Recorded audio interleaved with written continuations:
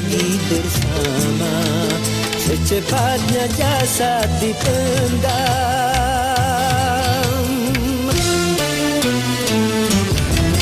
secepatnya jasad dipendam, karena tak lagi dibutuhkan.